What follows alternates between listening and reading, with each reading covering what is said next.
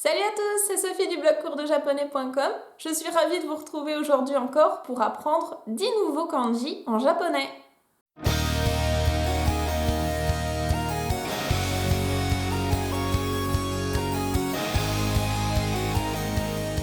Hier, nous avons vu des kanji concernant les éléments de la nature et le corps humain.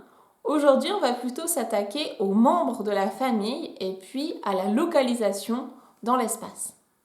On commence tout de suite avec les kanji de la femme et de l'homme. Le kanji de la femme, je vous avoue que c'est un de mes préférés, je le trouve vraiment très joli esthétiquement.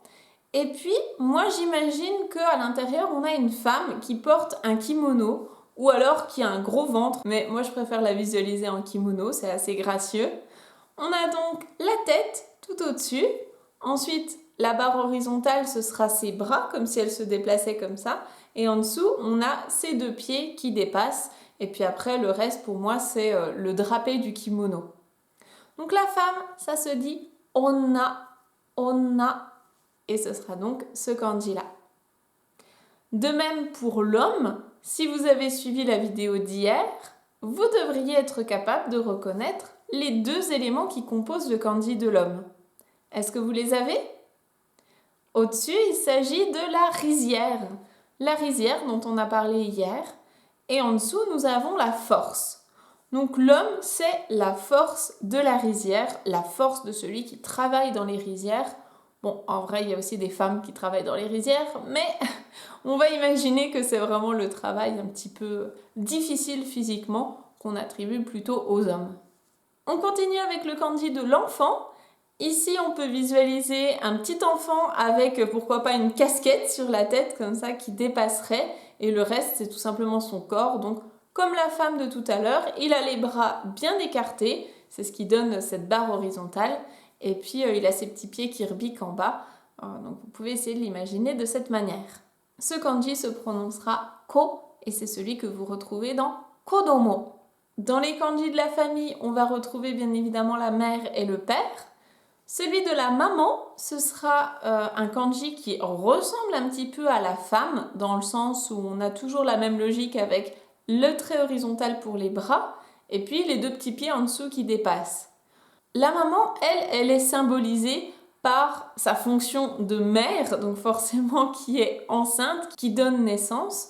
Donc on retrouve son gros ventre, et puis les deux points, en fait, ça symbolise la poitrine qui est prête à allaiter son enfant.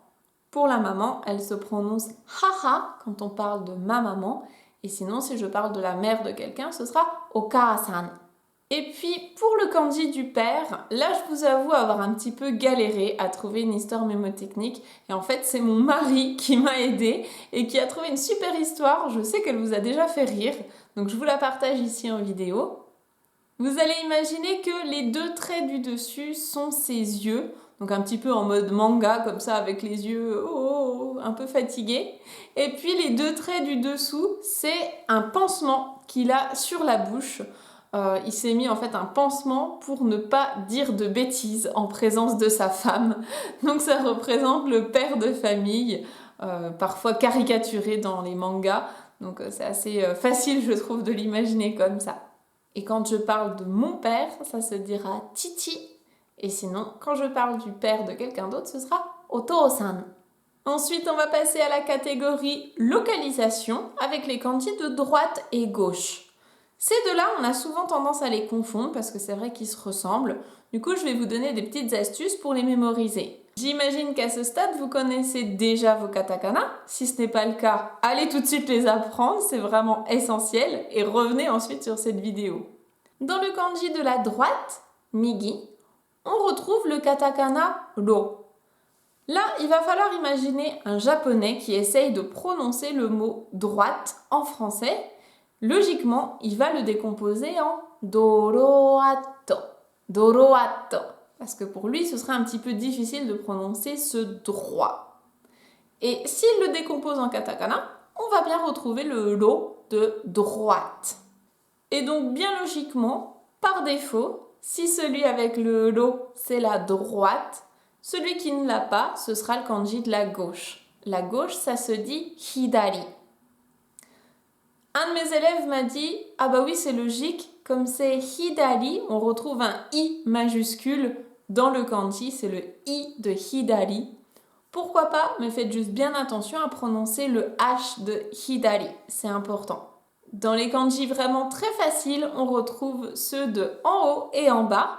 Je vous les avais d'ailleurs mis dans la liste des 100 mots les plus courants en japonais. Donc c'est vraiment 2 mots qui sont très utiles et très fréquents. Ils sont vraiment à retenir. Nous avons d'abord ue, donc tout ce qui est au-dessus. Là c'est logique, on a la ligne horizontale qui représente le sol.